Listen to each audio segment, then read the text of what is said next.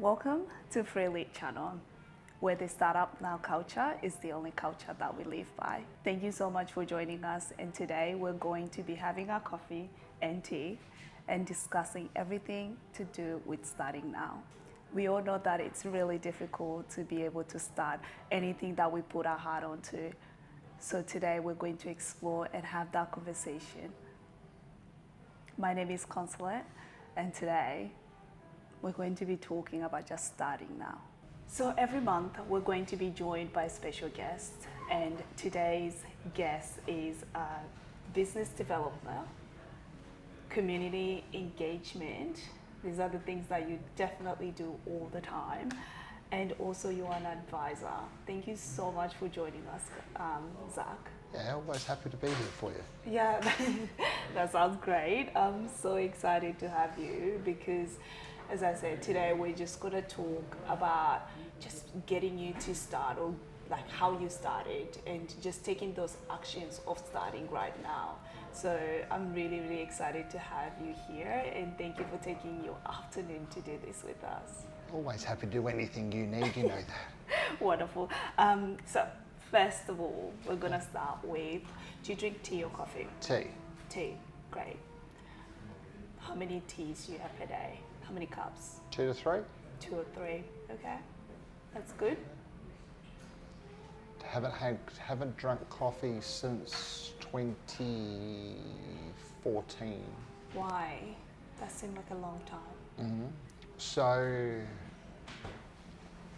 when I used to drink coffee, I used to drink lots of it. Obviously, everyone drinks coffee. Everyone who drinks coffee seems to drink a lot of it. But Yep. we realised I wasn't sleeping properly, Yeah. and the doctors at one point wanted to put me on sleeping pills because I wasn't sleeping properly. Oh, true. And then the doctors tweaked. They're like, "Hang on, how much coffee do you drink?" Yeah. And drinking, I don't know, let's say it was 4 cups a day, just for a random number. 4 cups. Yeah, I was drinking Okay. 4 cups a day. Cut the coffee. And how many shots in each cup? Oh, normal cup of coffee you get from a coffee shop, right? Yeah. Like nothing, I wasn't drinking anything amazing. Yeah. And lo and behold, I cut the coffee out, all of a sudden I could sleep because I wasn't wired. And so I replaced coffee with tea, and 8 years later I haven't drunk coffee since. Wow, you're strong. Look, when doctors tell you to do something, you have a magical capacity to smarten yourself up and do it. Well, I'm glad you listened. Not all of us do. Yeah, and that's something I've taken that approach Yeah. throughout all of my journeys. When Yeah. you get told You you need just to, do you it. need to do that, it's like, okay, let's just do it. What's the strangest tea now that you drink tea? What's the strangest tea you've had? It was it was like a cold tea, and it was at the Eka. There's this stand that sells, there'd be hundreds of different types of tea. And I never thought I'd drink a tea that was coloured blue, but yet here they were selling this blue coloured tea. What was it? Do you remember? I couldn't tell you. There's this woman giving out little miniature plastic shots of tea, and it was blue, so Okay. yeah, that was weird. Okay, it'll be interesting to know what type of tea that was. Some natural of some kind, but I never thought I'd see blue tea before, but Yeah. Here we are. Fair enough. And 8 years ago, while you were drinking coffee, what was the strangest coffee you had? Oh, 2013, we were on the Gold Coast Yeah. with the African community down there, and the Kenyans did a traditional coffee ceremony, and it was the coffee out of that. And the Italians think that they can make strong coffee. They haven't seen anything until they've drunk this. I think I was wired for a day after that. Oh, wow. But it was so traditional and meant so much to these guys that you couldn't not Drink it. get. Yeah. Was it like a shot? Yeah, Or it was like a with shot. a lot of sugar? Yeah, it was sweet. I love it. But it was like, give you an internal electric shock, but it'll keep you awake after drinking that. Wow. And then 4 days later, you're still up. It's like buzzing. Yeah, Love that. wired to the hilt. Oh, wow. Anywho, I love that. I seem to drink coffee like every day. I don't think I drink a lot of coffee, if I say so myself, of course. I don't think I drink a lot of coffee, but I have a coffee every day. Yeah, you're And like my then- wife. my wife is not. My wife must have a cup of coffee Yeah. before she deals with the outside world. Yes. Otherwise, Like kind of woman. otherwise she is not tolerable for the rest of the world. Yep. And that's by her own admission, so she won't mind me saying that out loud. Yeah, I love it, love it. Okay, now that we got that out of the way, how about this? So, what's on your plate right now? All right, so we're starting a PhD in October. Wow. We've got the work I do for a senator. Cool. For a Senator Paul Scar. Yeah. We've got preparing ourselves to do a 10K walk to raise money for MS research. Yeah. And everything that goes in between all of those three things, there's a lot there. Yeah. And then we're preparing to have my wife graduate university at the end of the year Oh wow. because she will get her business degree. Yeah. And so that I'll be at her graduation instead of her being at mine. But you've already had your business degree, right? So I've graduated with my business degree Yeah. and then I graduated with my honours thesis. So I've had 2 graduations she's been at for me. There you go. So I'm looking forward to the roles being reversed and her being in the fancy gown and me cheering her on instead of her sitting in the bleachers cheering for me. Yeah, yeah. Oh, that's awesome. You've got so much on your plate right now. I Yeah, love but it. it's all big things. And Yeah. in my life, I've never been able to be stimulated intellectually by little things. Yeah.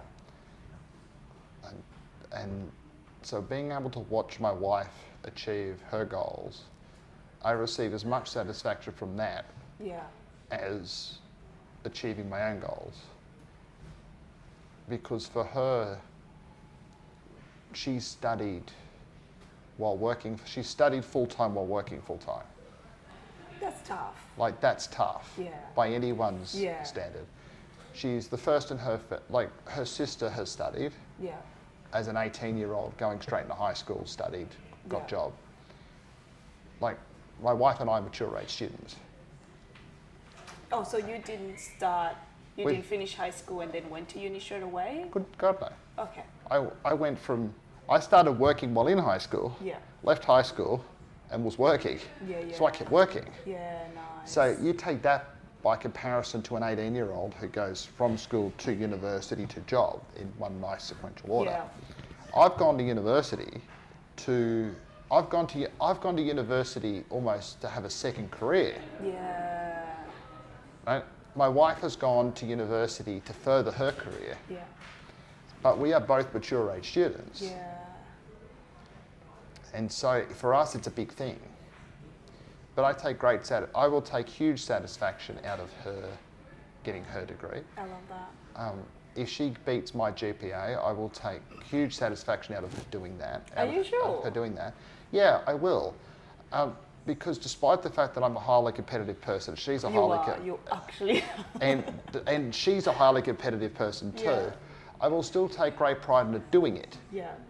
because it's a big thing to graduate with distinction, which is what she'd have to do to beat my GPA. Yeah, yeah. There are very few people who do that. If you sit at any university graduation, you will see about 1/50th of the people graduate with distinction. It's a really hard thing to do. Yeah, yeah, of course. So for the camera, to graduate with distinction, you have to graduate with a GPA higher than 6. Wow. Okay, so my GPA was 5.985. Yeah.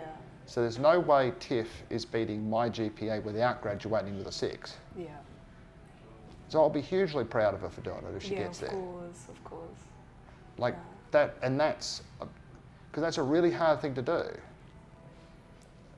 Yeah. And so for her, it's if I get doctor in front of my name, she'll have that. And I'll be proud of her for getting it if she gets there. Yeah. Like, competitive streak aside. I'll never hear the end of it, but that's okay. I love it. But it's so good that you're celebrating her success as well. Well, her success is my success, and my success is her success. And I treat them one and the same. And you asked the question about starting something. Yeah. The hardest thing to do is start something big. Yeah. Because human beings can justify them a million and one reasons why not to do something big. Yeah. 100%. Yeah. Okay. Yeah. So the 10-kilometer run that you are doing. Walk, I can't run. Walk, sorry. Running ain't going to happen for me. Yeah. The 10-kilometer walk that you are doing Yeah, for MS. yeah. Okay. What made you decide to do that? Two things. One is I have MS. And two, I got skinny enough and fit enough to be able to walk 10Ks. Yeah. So I was diagnosed with MS at 18 years old. When I was diagnosed in early 2007, I thought the world was going to end. I didn't know what that meant. Back then, the average age of someone being diagnosed was in their 50s. I was 18. There was no support mechanisms really for people who were young and diagnosed. 18 to 21 years old for me were hellish at best. The treatments were nasty, involved a lot of injections, a lot of scans, a lot of very painful things. Yeah. I have a type of MS that gives me episodes, and they were painful. And for those who don't know, No. what's MS? Okay, so MS is multiple sclerosis, what it stands for. Multiple sclerosis is a disease that attacks your nervous system. And so to be diagnosed at 18 was a very difficult thing, because when you're 18 you think you're bulletproof. When you're 18 you think the world is ahead of you. And I've got a doctor sitting in front of me telling me from what I think is the world's going to end. Okay, that's quite the emotional roller coaster to go through. But the best bit of advice I ever got was from a psychiatrist who I had to see just after I got diagnosed. And that psychiatrist said to me that MS is a disease that will kill you if you let it, so don't let it. Wow. And what do those words actually mean to you? what it meant to me was very simple, is that if I curl up in a ball and I turn myself into a victim, Yeah. I'll become one. So I went out, lived my life, did the work, do the big things, do the things that I'm passionate about, do the things that challenge me. And yes, there's a roller coaster in that. But my illness will be worse if I let it. My illness will be worse if I play victim to it. Yeah. And I've always approached it that way. And even though I've been diagnosed with this thing for 16 years this year, I'm still here. Yeah. And the prognosis for me, I was supposed to be in a wheelchair in my early 20s. I'm in my mid-30s and I'm not in a wheelchair. You're still walking. And I'm still here. Yeah. So that's the lesson I take from that. Yeah. And for me, being fit and engaging in the fitness journey, and then having this illness, for me meant it was almost irresponsible for me not to participate in these things. Yeah. Because the amount of people I know, just by ringing them and asking them for money, and they've gone, yeah, I'll give you some money, my brother's got MS. Yeah. My wife's got MS. My sister's got MS. My mother's got MS. Yeah. And so those people now feel like they're connected to somebody else who's got MS. Yeah. And that's perfectly fine, and that's a good thing, because I don't want the next person who gets diagnosed to have to do this alone either.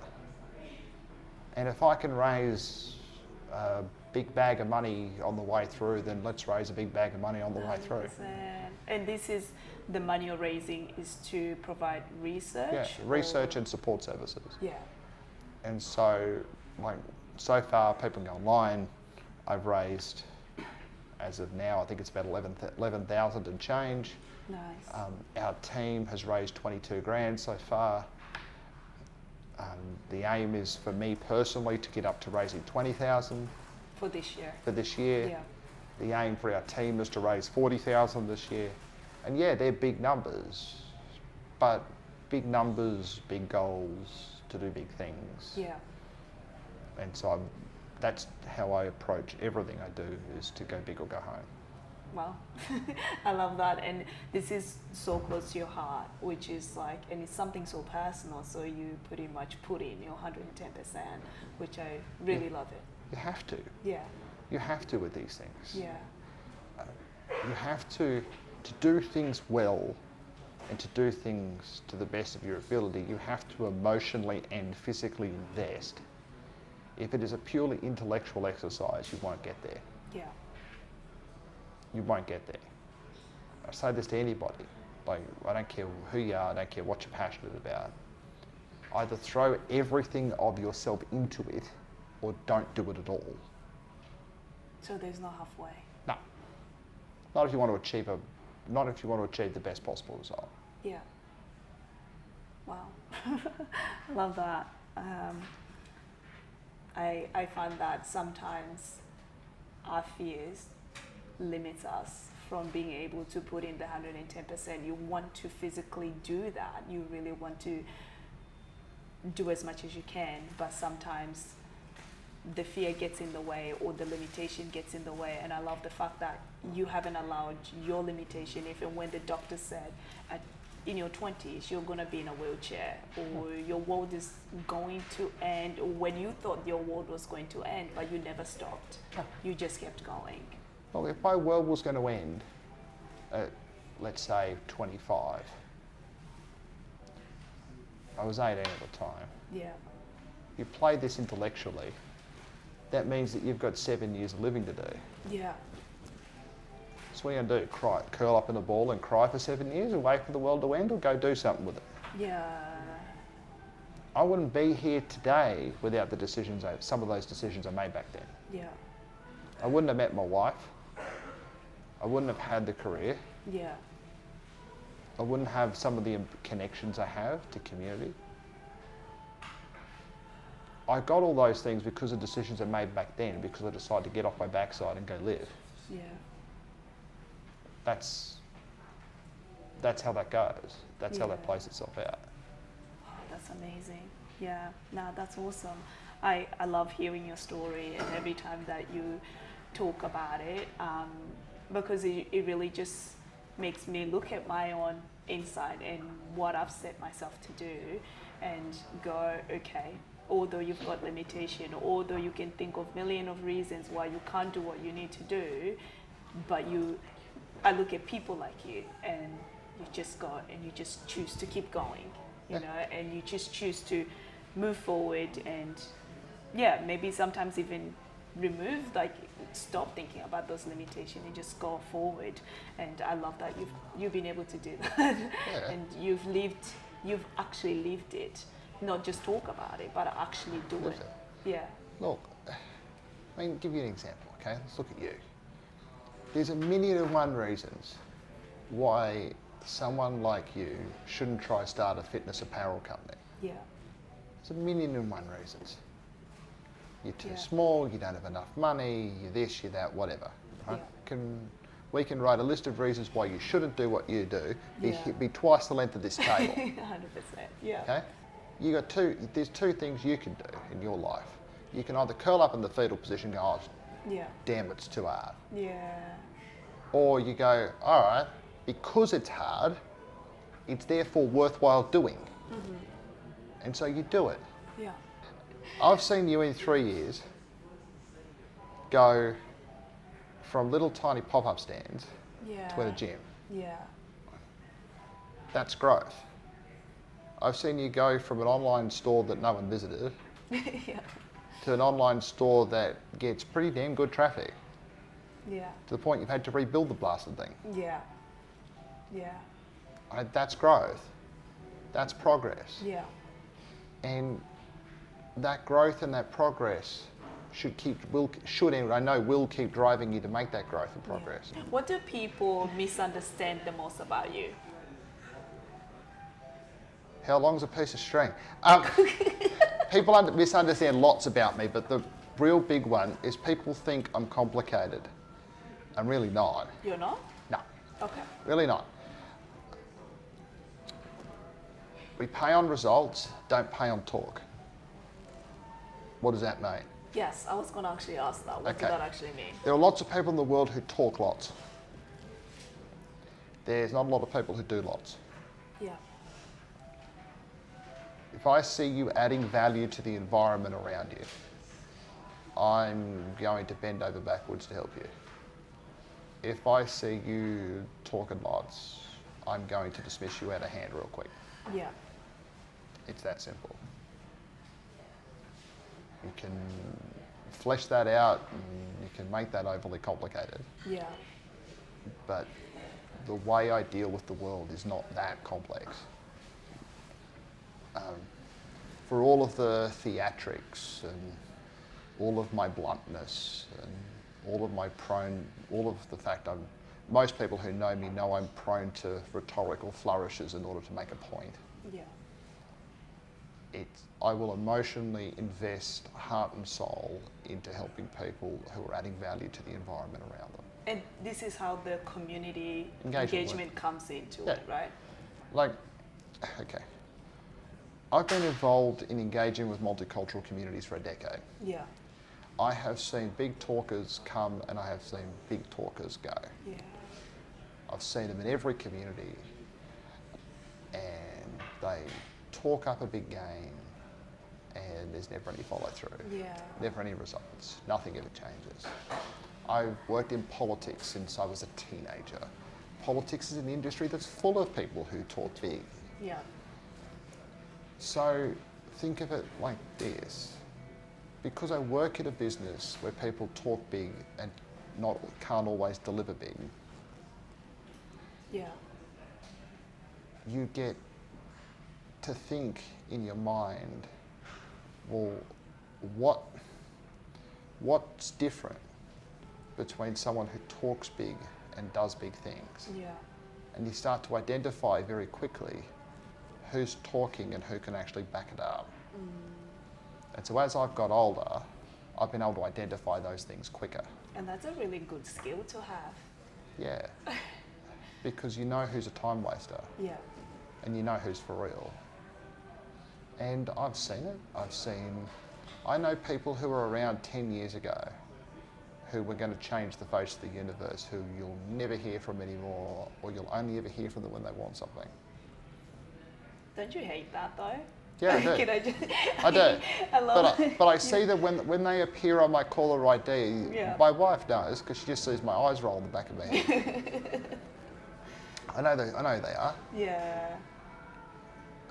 And you might take the call, but you don't invest. And that's the difference. Yeah. That your heart and soul, as you spoke about it, your heart and soul is not into it at all. No. Yeah. And if I can't emotionally invest entirely, I won't do it at all.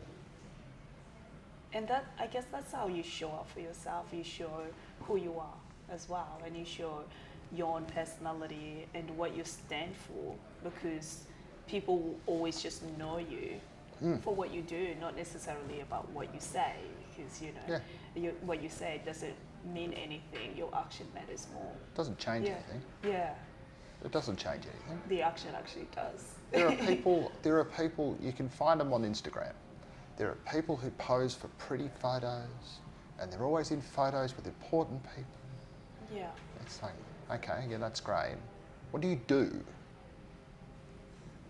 What are you adding to the environment around you? Yeah. What are you doing to help somebody else? And what kind of work have you done for the community? Because a lot of people don't know you, and No, there's a lot of people who don't know me, but what are the work that you've done to be able to? There's a lot of people who don't know me. Yeah. That's by design. Yeah.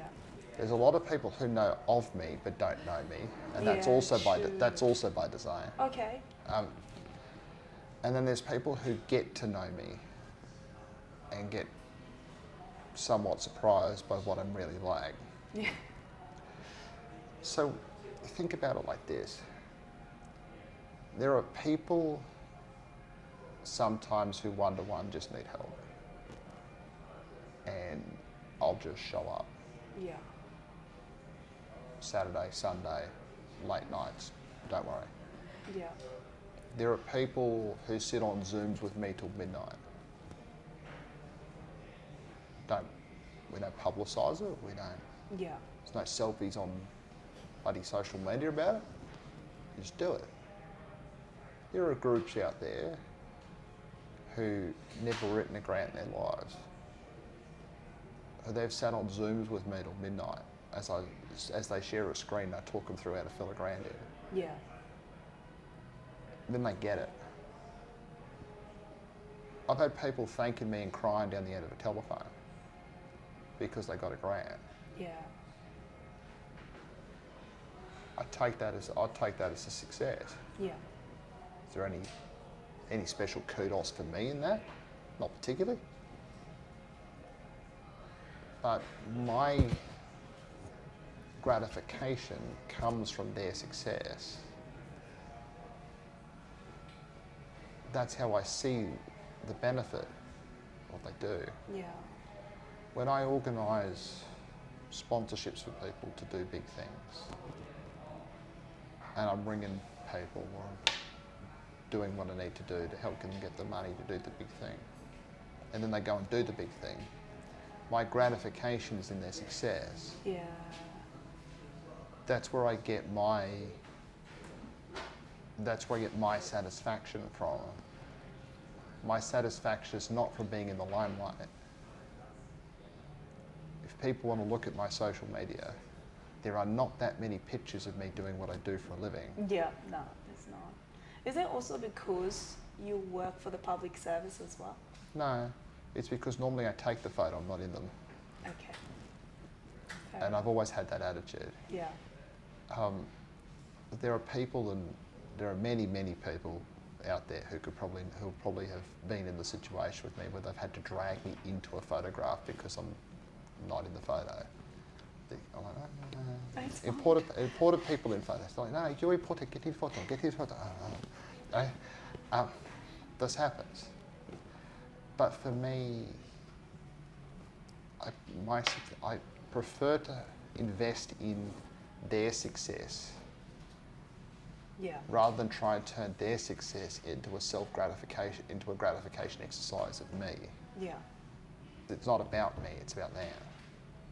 And that's how I see engagement. Yeah. You can't do a community engagement well if it becomes all about you. Yes, and there is a lot of those people around, and being in the community that I am in, there is a lot of those people who just want to take photos and actually not doing much for the community. And I really just hope that one day that will actually change and we actually start seeing the proper progress to be able to move forward. It will never change. Yeah. The people will change. The important people in suits will change. Yeah. But there will always be people Yeah. who see important people in suits and ties and gravitate to them to pose the photographs to show off how intelligent they are, or how powerful they are, or how important they are. Yeah. And then there'll be people who the people in the suits want to take the photographs with. Watch that one day. What should the people in the suits and ties want to take the photographs with versus who wants to be in the photographs with them? Yeah. It's always a very interesting exercise. Yeah, for sure.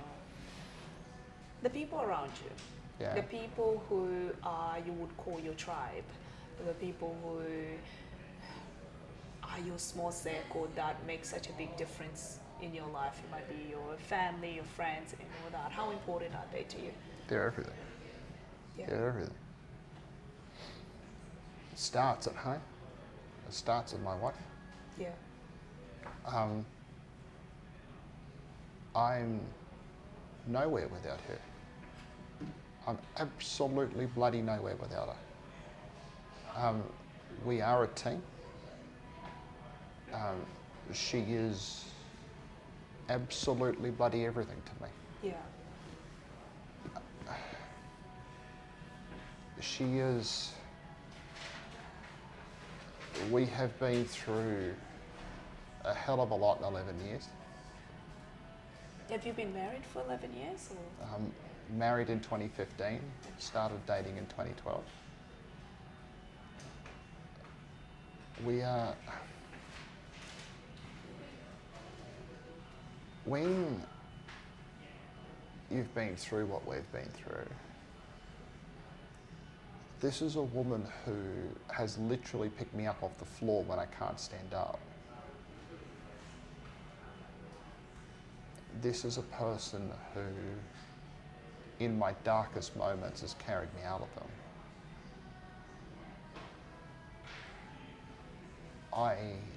There are people who see things, and they'll often ask about her. And some meet her, some don't. But for everything I've achieved in my adult life, she's the single most important reason why I've done it. Yeah. And I'd be absolutely bloody nowhere without her. I've had other people in my life. I'm here because of amazing mentors. The most important of them, the longest of them, passed away in 2017. Sorry. No, he was what we would call a tough old soul. He had cancer 6 times in 7 years. Oh wow. Made of boot leather. But I first met him when I was 18. And he always told me, he said, the woman you eventually marry will be tough just like you. Mm-hmm. I remember at our engagement party, he came and he handed me a rum and coke, because he only ever drank rum and coke. And he said, I told you she's not a wallflower. I said, yeah, thanks, Bob. She's tough. Yeah, she is. She is as tough as him. Yeah. And I get emotional talking about it because we've been through stuff. She's been diagnosed with things. I've been diagnosed with things. We've gone through roller coasters. We've gone through everything you can think of, and some twice on Sundays. But for people who think they can do it all by themselves, they're out of their goddamn minds. Yeah. They really are. Yeah. There's a word in Te Reo Māori, it's called whānau. And the idea of whānau is literally means family, but it means more than that. It's the idea of people who are family, whether by blood or not. And I'd be nowhere, absolutely nowhere without her. Yeah. I'd be nowhere without her sisters, who I'm incredibly protective of. And I care very much about the pair of them. I would be nowhere, I wouldn't be sitting here, quite literally in many regards, without my stepfather. Yeah. My stepfather is a big unit. He's 6'6" in every direction. He's a big boy. Right? But when I first started to get sick, right, he was the only person who could physically pick me up. Yeah. I wouldn't be sitting here without Bruce. Yeah. Right? I wouldn't be sitting here without the calming influence of him on me and the calming influence of him on my mother. Yeah. Right? But between those groups, I wouldn't be here. Yeah. In different facets of life, there are different people who come on journeys or different parts of journeys. But you must have a central core of people around you. Yeah. Otherwise, you will not achieve big things. That's awesome. That is so good. I love that. As part of our value at Freelit is I am because we are, and it's that recognition that we can't do it alone, that we are who we are because of the people that surround us, the people who makes us who we are. It's the connection with people. So You yeah, need cheerleaders, 100%. Yeah. right? It is an incredibly difficult thing in life to try and do big things on your own. 100%. Yeah. Whether it's at work, whether it is for yourself, whether it is for your family, doesn't matter. If you're trying to do big things by yourself, it is an incredibly lonely existence. And it makes doing hard things infinitely harder. Yeah. Yeah. You have to have that support system around you. 100%. I'm not married and I don't have kids. What advice would you give me? How old are you? I can't say that on camera. Haha, I know. Okay. I am old enough to be able to go, yes, this is something that Okay. to go for the future. So what advice would you give to somebody who is wanting the future of marriage and kids Don't and force family? it. Yeah, yeah. Don't force it. One of the advantages of youth is time. You actually have it. You are allowed to make mistakes. You're allowed to go. You're allowed to overreach. You're allowed to take risk. Don't be petrified of any of those things. Yeah. And don't be petrified of failure. Right? Failure is just places where we go learn things. I was susceptible when I was younger to wanting to reach for the big thing too quick, and I get my fingers burnt. Don't. Let life come to you.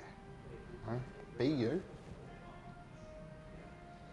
and put yourself in the best possible position to let those things fall the right way, Yeah. because it will come. That's great. Now, moving forward, productivity hacks. What are the things that you do to be able to get the most productive day out of you? Set yourself a goal from the minute you wake up.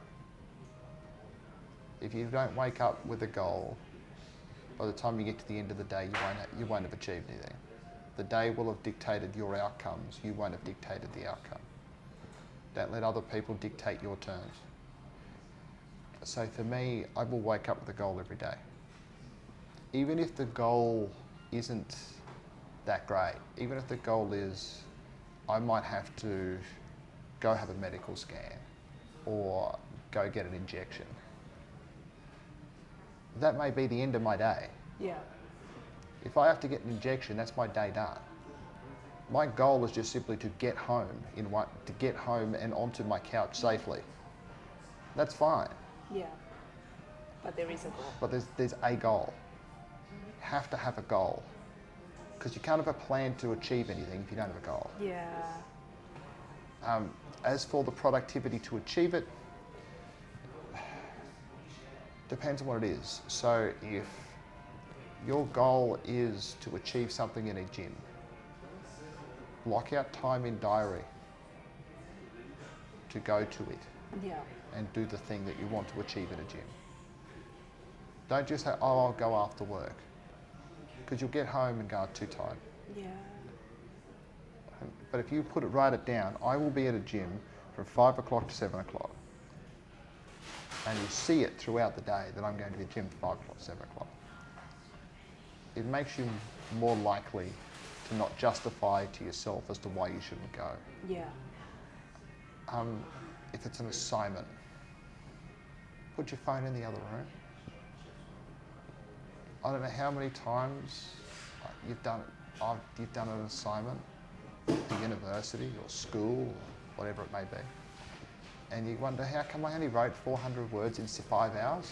Guilty. Oh yeah, oh yeah, that's right. Because I was doing this. I was doing some of this one. I'm flicking through my phone. Yeah, right. Phone in other room. I've got a friend who literally goes to training, Yeah, and they'll leave their phone at home, and they will be like, if you want to text me or talk to me or call me, you cannot, like, you won't get me because I've set aside a priority and I'm training and I'm doing this. Yeah. And like, for me, that is amazing because I'm like literally carrying my phone everywhere. And Yeah. I'm like, I can't. I can tell you, if I'm not walking on treadmills at the minute because of my arm, Yeah. but if I walk on a treadmill and I'm listening to a podcast, normally is what I'll do in my ears, I will not answer the phone. That's one. Yeah. Could be my boss ringing me. Could be anyone ringing me. I won't answer it. Wow. Just won't do it. If someone wants to DM me, yeah, they'll get a reply when I'm done. Yeah. They want to text me, they'll get a reply when I'm You're done. Yeah. Because for me, that time I'm spending on that treadmill is the priority. Yeah. If you don't prioritise you, nobody else will. Yeah. Wow. That's big. Biggest distraction in the universe is the mobile phone in your hand. Oh, guilty for sure. Yeah, everyone, it's for everybody. I'm guilty of it too. Yeah. But that's why I set that time Yeah. to be separated from the distraction device Yeah. to do the thing. That you need to do to be able to achieve. Transform your now for better tomorrow is one of our values as well. When you hear that, transform your now for better tomorrow, what comes into your mind? Start doing big things. Start doing big things. So, if you want to transform your now, the word transform has a big scale to it. Anything transformative is big by definition. Yeah. It is. So we're not talking about incremental change. So by Yeah. definition, to transform anything, you've got to do something big. So let's look at the big thing. We started this conversation about people self-justifying and making excuses not to do big things. Yeah. So to do that, you have to make the decision to start.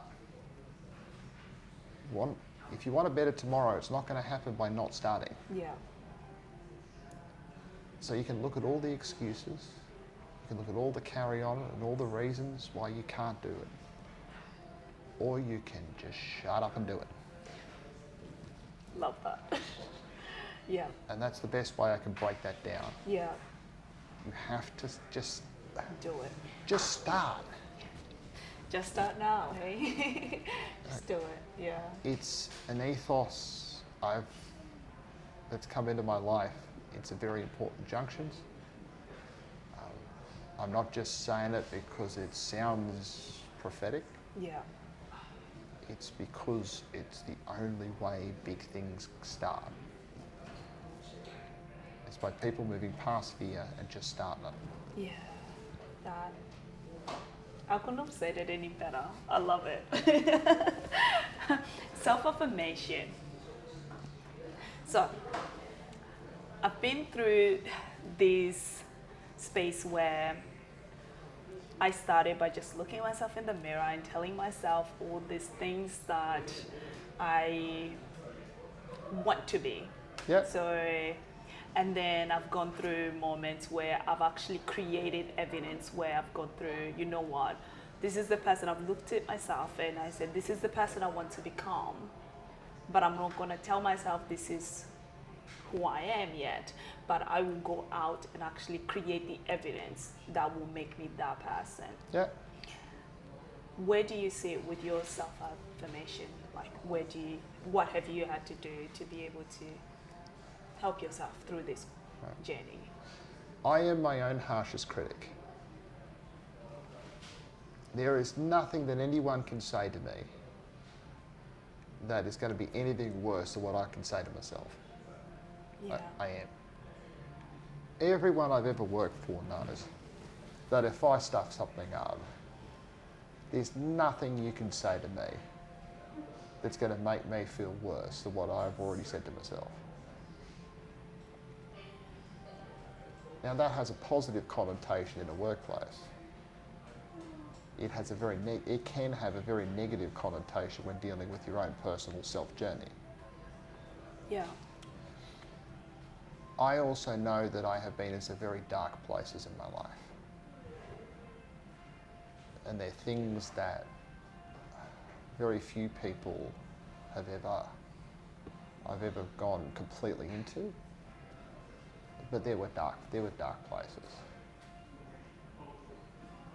When I was first diagnosed with multiple sclerosis, I was addicted to painkillers. My mother would tell people this. It was the hardest time in my life. I had to detox from painkillers without medical assistance. Wow. I was on my bed, in my bedroom, at home, aside from my parents alone. It was some of the hardest thoughts I've ever got through. Were there really negative thoughts in my head at that time? Yeah, there were. Yeah. But I got through the other side of it. And the odd thing is, I've still got the black dresser. There's this black dresser at home, be about as high as that camera stand there is. And it'd go about half the width of that white wall. Top drawer of it was full of pillboxes. Wow. Grade 11, 10, 11 and 12. I was taking a packet a day of pills to walk. Wow. Doctors were amazed I had a kidney. Do you still have one? Yeah, I still got one. Wow. Quite amazing, actually. It should be stuffed. That was the darkest time in my life. By miles. I know now I can get through anything. You get through that, you get through anything. So for me, if you ask what role positive affirmation plays, it's everything. There's a really, on the flip side of that story, there was a really positive moment. I had a friend, basically like a pushy big sister. Her name's Lauren. As I started the journey, I started losing weight, started getting fit. My wife started going through the same journey. She sent us side by side. And there's a picture of the two of us in 2019 at Christmas Day. There was a picture we had taken the week before. And she said, "Yeah, look at this." She just texted it to me. No caption, no nothing. Woke up. You have one new message. Oh, swipe. I just stared at this bloody photograph. And I was aghast at the photo. I was surprised at the photo. Because you can't see evolution in the mirror. But you can see it in the photograph. Yeah. And it was a really emotional moment for me, in a positive way. Yeah. because you could see the progress on one photo. And that's the picture. If ever I think now that I can't do X or I can't do Y, I go back to the photo and go, on the top of the photo is me in 2019 photos, that's from last year. I never want to be the person at the top of the photograph again. And I always want to be the person at the bottom of the photograph. And I always want to get better from the person at the bottom of the photograph. And so I'm not running from something, I'm running to something. The person that you want to be is the person you need to chase. If you're positively running towards something, you'll get the goal. Love that. And that's the best way I can describe that. That's well said. Oh my goodness. That's definitely well said. Thank you so much. Thank you so much for taking the time to do this with me. And if people want to donate to the work that you're doing, how will they do that? The website msmoonlightwalk.com, it's the donation page is there. You can scroll down the leaderboard, you'll find my mug and my name. Just click on the link, donate, good to go. Well, I am going to be signing up and I'm going to be walking right beside you, and I cannot wait. I really cannot wait to do that. Also on social media, I know you're not big on social media, but if people want to reach out to you and just, if you don't mind. You'll find me on LinkedIn, you'll find me on Instagram, you'll find me on Facebook. Yeah. That's just my name. I don't have fancy names on these things. Find me. There's never such thing as a stupid question. If people want to reach out, go for it. Wonderful. Thank you so much. All good, sis.